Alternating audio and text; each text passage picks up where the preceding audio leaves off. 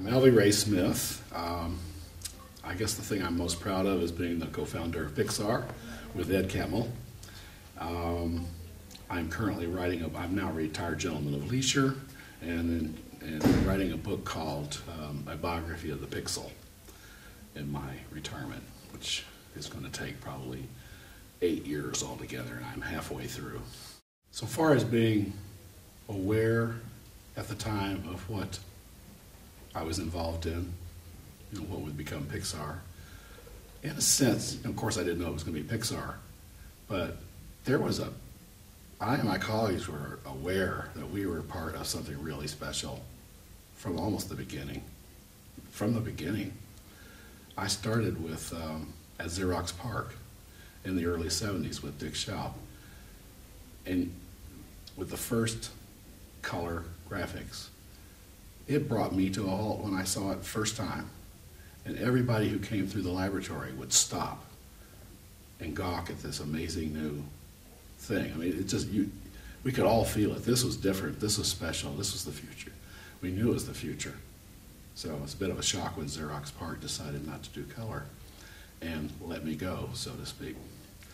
And then I joined with Ed Catmull on Long Island at the New York Institute of Technology with the first of our patrons, 3 patrons, Alexander Schur, often overlooked, I should say, who gave us the best laboratory in the world. And we were so excited we could hardly sleep. There were 4 of us to start with: Ed Catmull, Malcolm Blanchard, David DeFrancisco, and myself. 2 from the University of Utah, 2 from Xerox PARC. And we, from the beginning, were excited. We wouldn't go to sleep because if you blinked, you missed another first. Somebody would do a first every few minutes. I liken it to being the first explorer on a new continent, where you get to name all the plants and animals. You also get to pluck the low-lying fruit, right?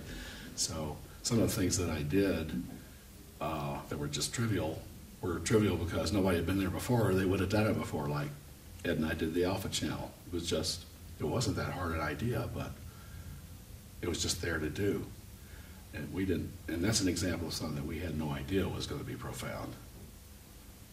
Completely profound as far as my personal career is concerned. And as people came, it wasn't that we went out and searched for people who were interested in doing the same thing as we found their way to us. And I keep talking about us. This is the New York Tech, the group that became now known as Pixar.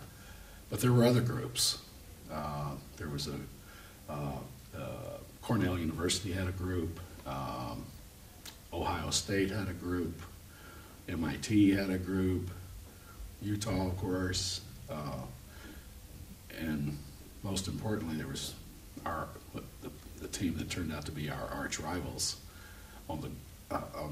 in the competition to make the first completely computer-generated movie, were Gary Demos and John Whitney Jr. in LA. All these teams, I'm sure, had the same sense of excitement as we had. The reason I'm pretty sure was because we would get together once a year at SIGGRAPH and show each other what we'd done during the year. I mean, it was a bragging session, but it was also to see what everybody else was doing. I just remember wanting to be alive, not wanting to go to sleep because I was going to miss something. Working until I dropped. And I'm speaking for myself, but this is for my colleagues too. We'd work until we dropped. Sleep is a small amount of time as your body demanded. Wake up and go right back into it. Sometimes sleeping on the floor right under the workstations, just to keep it going. An example of something that I discovered was that we each, and you've heard this, we each have a natural day that's not necessarily 24 hours long. When you're free coasting through the world like we were, you start to notice that it turned out that 26 hours was my day. And as my day, as I stretched the limits of what I could do staying awake, my day would shift around relative to the normal day. things like that you notice. And it was, and we talked about it too. That was the other way. Just people, we all knew this was exciting. So I wasn't. So how did we come to our goal was to make the first completely computer-generated movie. How did we get there? Well, because we were all talking to each other all the time about what is it we're doing? What's really happening here? Where's this going to go? And there was a cell animation, an old cell animation studio right next door to us on the New York Tech campus of these old timers who taught us how animation worked. And so it was not at all hard. I mean, we were there. The reason Alexander Schur financed us was he had some magical notion that the computer and these animators would somehow make him a lot of money via computer-generated movies. Now, he had no idea at all how that would work out. But we certainly took the hint and jumped to the conclusion that, hey, there's no reason we shouldn't be the people that do this first.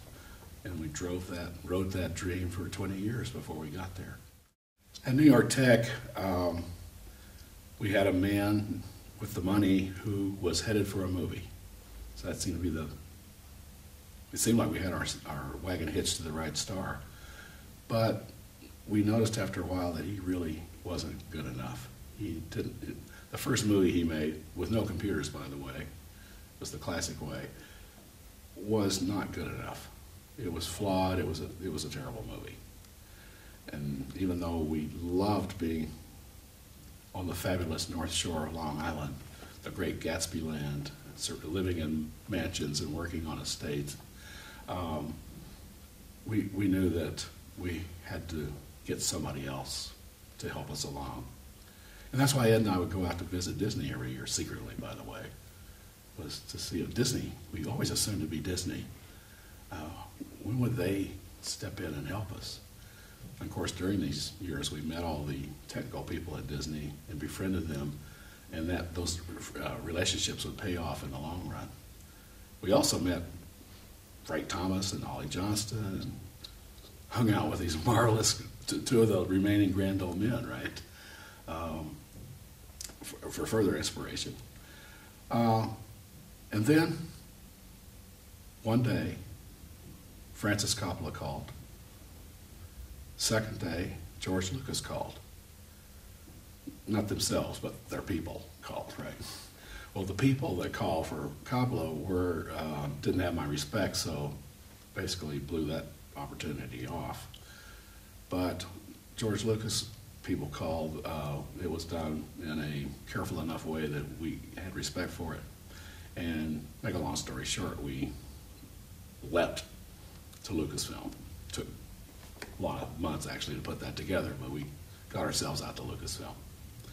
And that was working well. We were in the movie business. Kept waiting for George to come by and ask us to be in his movies, and he didn't, much to our surprise, because we were making content. I already had a piece in the Museum of Modern Art, for example. And it was the Star Trek II that came along that gave us our lucky break and let me make the Genesis demo, my team make the Genesis demo for Star Trek II, The Wrath of Khan. Still, George, I mean, he let us into his next movie for a brief scene, but he didn't believe that we could do animation. He kept telling us that. So when we hired John Lasseter, when Ed and I met this kid, John Lasseter, we hired him, but we couldn't hire him as an animator because George Lucas wouldn't allow us to do animation. But the most important thing that happened was that George Lucas and his wife Marcia divorced. And in California, half the fortune goes with each spouse. So overnight, George lost half his fortune. The group under me in the computer graphics group in the computer division was 40 people of world-class quality that had just found their way to our group. And Ed and I didn't want that group, those people to disperse. So I said, Ed, George doesn't really get us. And he lost half his fortune, so he can't support 40 of us anymore. It would be a sin, was the word I used. It'd be a sin for this pool of talent to disperse. let's start a company. Now, this is, Ed and I are two computer nerds, not business guys, right? But he agreed that was a good idea. We walked across the street, bought How to Start Company books, and did it. Now, that took 2 years to accomplish. But that was the motivation to finally break away and start up Pixar, and everybody knows the result.